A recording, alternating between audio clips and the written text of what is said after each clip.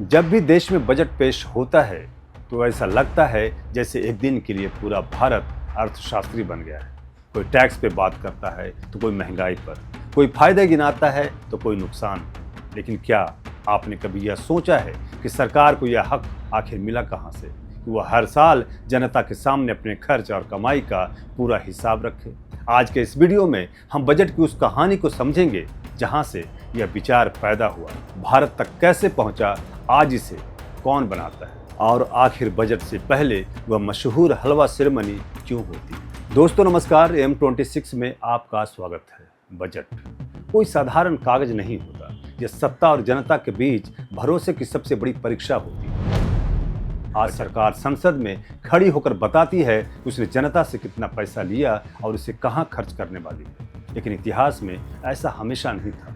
अगर हम बहुत पीछे जाएं तो पाएंगे कि कर और राज्य का रिश्ता हमेशा से रहा है। प्राचीन राजाओं के समय भी कर वसूले जाते थे, लेकिन तब बजट जैसा कोई विचार नहीं था। राजा जितना चाहे कर ले सकता था और जहां चाहे खर्च कर सकता था। सेना, महल और युद्ध प्राथमिकता होते थे। जनता से जवाबदेही का कोई सवाल ही नहीं उठता था। यानी उस दौर में कर सत्ता का अधिकार था और आज के दौर में कर जनता का भरोसा।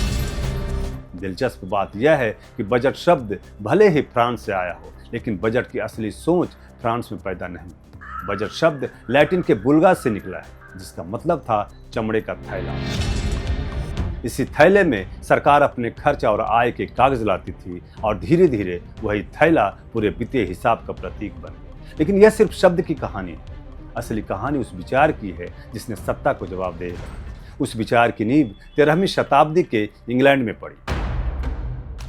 उस समय राजा जॉन मनमाने कर लगा रहा था। जनता और सामंत दोनों असंतुष्ट थे। इसी टकराव से 1215 में मैग्ना कार्टा अस्तित्व में आया।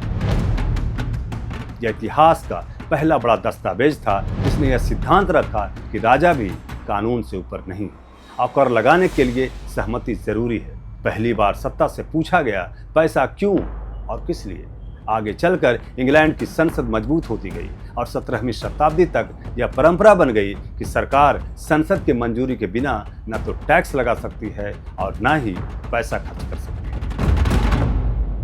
यहीं से आधुनिक बजट का जन्म हुआ और बजट लोकतांत्रिक नियंत्रण का औजार बन गया। यही ब्रिटिश मॉडल बाद में भारत तक पहुंचा।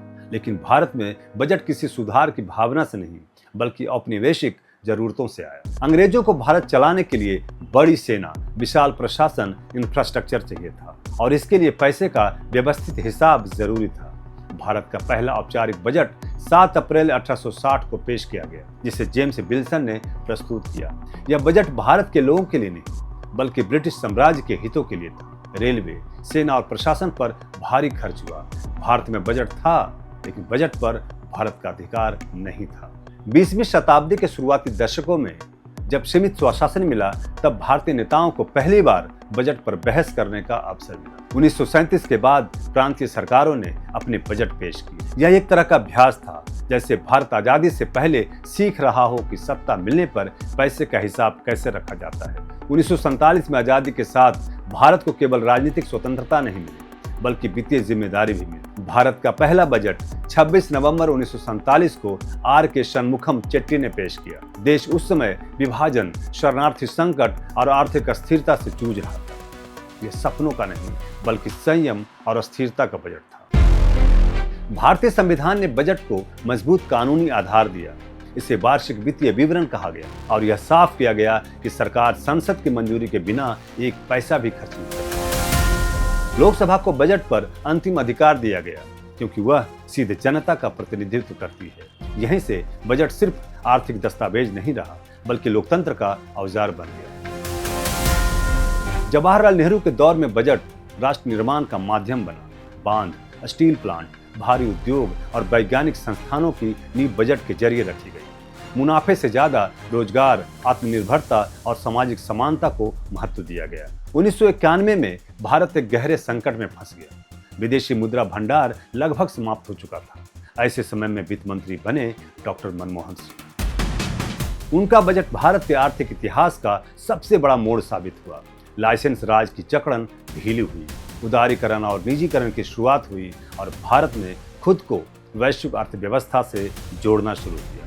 हाल के वर्षों में बजट का स्वरूप फिर बदला। इसे ज्यादा प्रत्यक्ष, तकनीक आधारित और राजनीतिक रूप से स्पष्ट बनाया गया। रेल बजट का सामान्य बजट में विलय औपनिवेशिक परंपरा के अंत का प्रतीक है। बजट बनाने की पूरी प्रक्रिया वित्त मंत्री की देखरेख में होती है, लेकिन यह किसी एक व्यक्ति का काम नहीं है। वित्त सचिव पूरी प्रक्रिया को जोड़ कर रखते हैं। राजस्व विभाग तय करता है कि सरकार को आपकी जेब से कितना मिलेगा। व्यय विभाग तय करता है कि पैसा अस्पताल पे खर्चा होगा या सड़क पर। मुख्य आर्थिक सलाहकार देश और दुनिया की अर्थव्यवस्था का विश्लेषण करके सरकार को दिशा दिखाते हैं। नीति आयोग यह देखता है कि बजट केवल एक साल की योजना न बनकर भविष्य की तैयारी भी बने। अंत में बजट संसद में जाता है, जहां उस पर बहस होती है और जनता की ओर से सवाल पूछे जाते हैं। अब आते हैं उस परंपरा पर जिसे हर साल लोग बड़े कौतूहल से देखते हैं, हलवा सेरेमनी। बजट को संसद में पेश किए जाने से लगभग एक हफ्ते पहले उसकी छपाई शुरू होती है। इसी दौरान पारंपरिक हलवा समारोह होता है। बड़ी मात्रा में हलवा बनाया जाता है और बजट टीम में शामिल अधिकारियों और कर्मचारियों को परोसा जाता है। यह काम खुद वित्त मंत्री करते हैं। यह परंपरा उस भारतीय सोच से जुड़ी है जिसमें किसी बड़े और शुभ काम करने से पहले मीठा खाया जाता है। हलवा सेरेमनी के साथ ही लॉक इन पीरियड शुरू हो जाता है ताकि बजट की गोपनीयता बनी रहे। वित्त मंत्रालय के अधिकारी और कर्मचारी नॉर्थ ब्लॉक के बेसमेंट में ही रहते हैं। अधिकारियों को बाहरी दुनिया से संपर्क की अनुमति नहीं होती है। मोबाइल फोन और अन्य संचार साधनों पर प्रतिबंध रहता है। सीसीटीवी और जैमर से निगरानी होती है। खुफिया एजेंसियों की 24/7 निगरानी रहती है। यह व्यवस्था इसीलिए की जाती है ताकि बजट से जुड़ी कोई भी जानकारी लीक न हो सके। आज डिजिटल बजट के कारण यह अवधि कम हो गई है, लेकिन परंपरा अब भी कायम है। हलवा सिर्फ मिठाई नहीं है, यह याद दिलाता है कि बजट देश की सबसे गोपनीय और जिम्मेदार प्रक्रिया है। अंत में बजट सिर्फ सरकार का दस्तावेज नहीं, यह लोकतंत्र का आईना है। यह बताता है कि सत्ता जनता के प्रति कितनी जवाबदेह है और देश किस दिशा में बढ़ना चाहता है। अगर आपको ऐसे ही वीडियो पसंद हैं जो बिना शोर शराबे के, बिना चमक दमक के चीज़ों को साफ और सरल तरीके से समझाते हैं, तो M26 को सब्सक्राइब जरूर कीजिएगा। धन्यवाद।